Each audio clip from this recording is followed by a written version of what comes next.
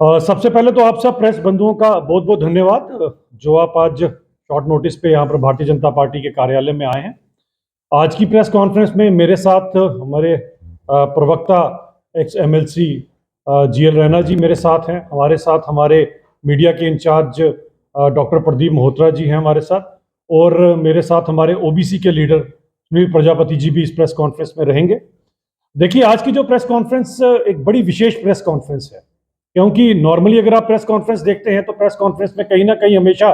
जो सरकार है उसकी जो खामियां हैं उनके ऊपर हम बात करते हैं और एज ए अपोजिशन हम अपना पूरा रोल निभाते हैं। लेकिन आज की ये प्रेस कॉन्फ्रेंस एक सुझाव है उमर सरकार के लिए, और हम ये मानते हैं कि एज ए हॉनेस्ट अपोजिशन हम जो है सुझाव देने में हमेशा यकीन करते हैं, क्योंकि हमारा ये मानना है कि जो आपकी गवर्नमेंट है अगर ये तरक्की तभी कर सकती है अगर इनको अपोजिशन टाइम टू टाइम इनके जो अगर गलत काम है उनके ऊपर अगर इनको अवगत कराती है तो इनको सुझाव भी देने चाहिए। अब ये उमर सरकार के ऊपर डिपेंड करता है और उनके मंत्रियों के ऊपर डिपेंड करता है कि वो हमारे सुझावों को कितना पॉजिटिवली लेते हैं। और सुझावों की जहां तक बात है उमर साहब, मैं थोड़ा सा आपको पीछे ले जाना चाहता हूं कि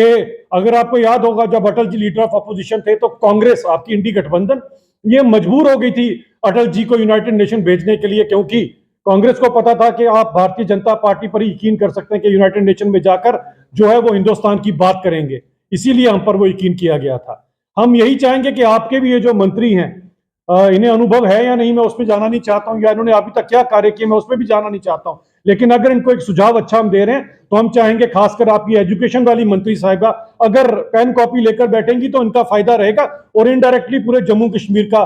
इसमें फायदा रहेगा। क्योंकि आज की प्रेस कॉन्फ्रेंस इसी चीज को लेकर है, एम्प्लॉयमेंट को लेकर है, जिसका आपने 1 लाख की नौकरियों को वादा किया है जो कहीं पर भी हमें पूरा होता नजर नहीं आता। लेकिन अगर आप हमारे इन सुझावों को आप और आपकी एजुकेशन वाली मंत्री साहिबा मानेगी तो मुझे लगता है काफी हद तक जो है अनएम्प्लॉयमेंट की प्रॉब्लम जम्मू कश्मीर से दूर की जा सकती है। तो दोस्तों, ये जो बात है ये है बेसिकली कोकरेला साइमंड्स करके लंदन बेस्ड जो एक फर्म है जो इंडेक्स बनाती है कि किस हिसाब से पूरी की पूरी दुनिया में आने वाले समय में एजुकेशन का क्या स्तर रहेगा और एजुकेशन जो है वो किस हिसाब के जॉब्स को जनरेट करेगी, ताकि हमारी जो आज की पीढ़ी है इसको समझ सके कि हमें किसके लिए प्रिपेयर रहना। और जब इन्होंने अपना ये इंडेक्स प्रिपेयर किया तो एक बड़ी हैरानगी वाली बात है कि हमारे हिंदुस्तान की जो रैंकिंग थी वो नंबर 2 पे थी, और वो नंबर 2 पे भी आप समझ लीजिए नंबर 1 ही समझे, क्योंकि यूएसए से सिर्फ 0.9 हम पीछे थे। यहाँ की नियर अबाउट यूएसए और इंडिया एक ही रैंकिंग के ऊपर थे। ये जो रैंकिंग दी गई है, इस रैंकिंग के अंदर ये है कि कौन सा कंट्री कितना प्रिपेयर्ड है जॉब्स को लेकर, और कहां से आने वाले समय में जो जॉब्स की रिक्वायरमेंट है पूरी दुनिया की मैं बात कर रहा हूं, पूरी दुनिया की जॉब्स रिक्वायरमेंट पूरी होगी। और मुझे बड़ा गर्व महसूस होता है ये बताते हुए कि भारत देश, जिसे युवा देश कहा जाता है, क्योंकि ज्यादातर जो देश है वो अगर आप देखें तो उनके यहाँ पर जो पॉपुलेशन है वो आहिस्ता आहिस्ता बुजुर्ग हो रही है, बूढ़ी हो रही है, लेकिन भारत के अंदर युवा टैलेंट, और जिस हिसाब से युवा देश कहा जाता है, हमारे देश की एक रिस्पॉन्सिबिलिटी भी है कि पूरी दुनिया के अंदर जो रिक्वायरमेंट है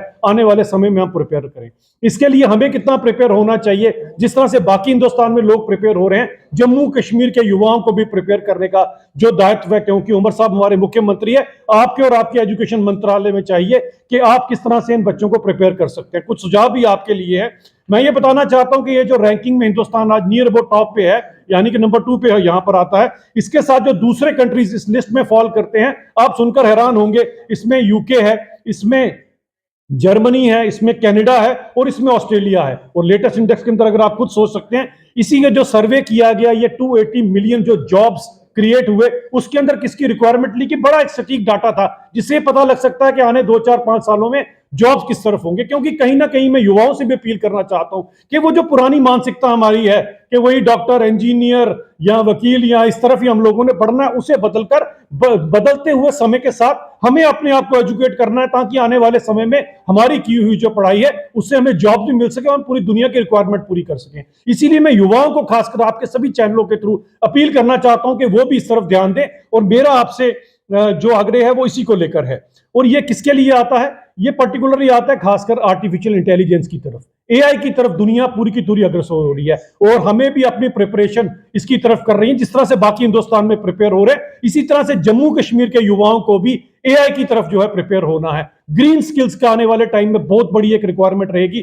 तो हमारे युवाओं को चाहिए कि ग्रीन स्किल्स की तरफ, एम्प्लॉयमेंट की तरफ जो अपने आप को अग्रसर करें। और इसके अंदर जो सरकार है उसे भी अपना इनिशिएटिव लेना पड़ेगा, क्योंकि जब तक तो भारतीय जनता पार्टी है, जब तक केंद्र की सरकार यहां पर थी, काफी कुछ ऐसा किया गया। अगर आपको याद होगा, जम्मू यूनिवर्सिटी ने एक इनिशिएटिव लिया था, डिजाइन योर डिग्रीज, जिसमें खुद बच्चे अपनी डिग्री डिजाइन कर सकते थे। अपने आप में बहुत बड़ा कार्यक्रम था। इसी तरह से जैसे IIT, IIM, क्लस्टर यूनिवर्सिटी और कितनी सारी यूनिवर्सिटीज पिछले 5-6 सालों में बनाई गई है, ये जॉब्स को लेकर ही बनाई गई हैं। लेकिन अब आगे जो उमर साहब की सरकार के ऊपर रिस्पॉन्सिबिलिटी बनती है, वो यही बनती है कि आप इसको आगे कैसे लेकर जाते हैं। अब मैं समझ सकता हूं कुछ तो आपके जो मंत्री हैं वो तो बिजी हैं माइनिंग के अंदर, उनका ज्यादा जो दिलचस्पी है माइनिंग में, उनका तो बस चले वो शायद ये जो खड्डे नाले हैं इनमें अपना ऑफिस बना लें, लेकिन इनसे ग्रीन स्किल्स नहीं डेवलप होंगे। उमर साहब, ये आप अपने मंत्रियों को बता सकते हैं, इससे ग्रीन स्किल्स डेवलप ना होकर रादर ग्रीनरी को नुकसान ही पहुंचेगा। अगर आपकी एजुकेशन मंत्री साहब इस तरफ ध्यान दे तो इसके अंदर हम लोग काफी कुछ कर सकते हैं,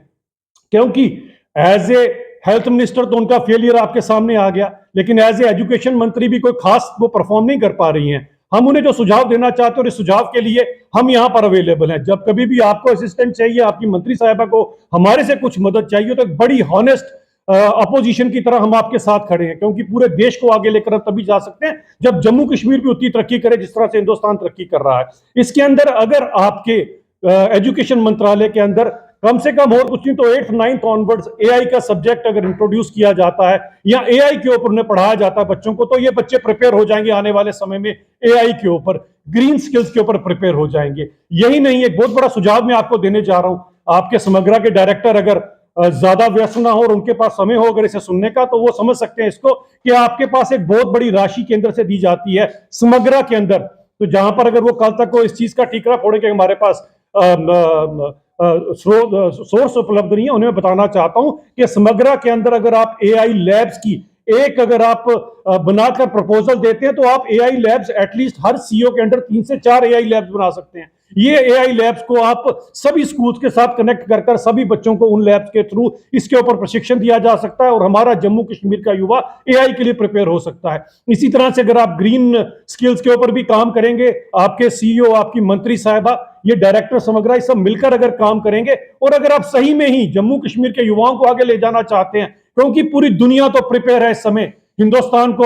एक्सेप्ट करने के लिए, हम कितने प्रिपेयर है और दुनिया हमारी तरफ देख रही है कि किस तरह से हिंदुस्तान का युवा पूरी दुनिया को आगे लेकर जाएगा। लेकिन क्या जम्मू कश्मीर की सरकार हमारे युवाओं के हाथ इतने मजबूत करेगी कि उनको प्रिपेयर करेगी कि वो AI के लिए, ग्रीन स्किल्स के लिए आगे बढ़ सके? इनिशिएटिव आपके मंत्री को लेना है, आपके यहां पर डायरेक्टर समग्रा को, इन सबको लेना है। हम यही सुझाव देंगे, जब कभी हमारी जरूरत है हम आपको असिस्ट कर सकते हैं इसके लिए एक हॉनेस्ट अपोजिशन की तरह, लेकिन आपके मंत्रियों को भी कम से कम इस तरफ ध्यान देना पड़ेगा, रादर देन आपके जिस तरह से कुछ मंत्री जिन्हें लगता है कि शायद कुछ और ही काम करने में उनका फायदा। देखना यह चाहिए कि देश का फायदा किस तरह है और पूरी दुनिया को वासुदेव कुटुंबकम समझने वाली भारतीय जनता पार्टी आज जम्मू कश्मीर के युवाओं से भी यही उम्मीद लगाकर बैठी है। लेकिन उन युवाओं को आगे लेकर जाना उमर सरकार का काम है और उमर साहब के मंत्रियों का काम है।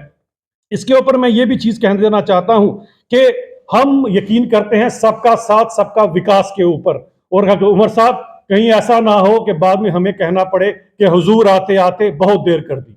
अब मैं चाहूंगा मेरे साथ, क्योंकि रैना साहब हैं, उन्होंने इसी चीज को लेकर, एजुकेशन को लेकर किस तरफ चलना चाहिए, उसके ऊपर उन्होंने कुछ पॉइंट्स बनाए हैं जो आपके साथ वो इस समय शेयर करेंगे। थैंक यू डॉक्टर अभिजीत जी और मेरे बाकी साथियों। देखिए, जो विषय अभिजीत जी ने लिया है ये भविष्य को ध्यान में रखकर, और हम सबको मालूम है कि आदरणीय मोदी जी ने जो विकसित भारत का जो सपना दिखाया है वो सिर्फ भारत के लिए नहीं है, पूरी दुनिया के लिए है कि दुनिया की जो मानवता है उसको जो प्रेजेंट टर्मोइल है उसमें से बाहर निकालकर एक कंस्ट्रक्टिव दुनिया की तरफ हम कैसे बढ़े, ये इसका एक उस पर उन्होंने अपना एक जो पिछले 10-11 वर्षों में एक ऐसा सिस्टम भी क्रिएट किया था ताकि हम प्रिपेयर कर सके। लेकिन अनफॉर्चुनेटली हमारे यहाँ पर जो अभी नई सरकार बनी है, इनकी प्रायोरिटीज में अगर हम यही सेक्टर ले, एजुकेशन वाला ही सेक्टर, तो इनविटेशन कार्ड, पुराने इनविटेशन कार्ड को कैंसिल करके कैसे मंत्रियों के सामने यूटी ना आ जाए, जेके यूटी की मंत्री है ये ना आ जाए, इस पर उनका ज्यादा स्ट्रेस रहता है, न कि जो बच्चों को स्किल करने के लिए, उनको तैयार करने के लिए, भविष्य के लिए, उसकी तरफ उनका ध्यान नहीं जाता है। हमने अभी देखा होगा, अभी 9 जनवरी को ही, 8 और 9 जनवरी को जो यूनिवर्सिटी ग्रांट्स कमीशन के हमारे चेयरपर्सन है प्रोफेसर जगदीश कुमार जी, जिन्होंने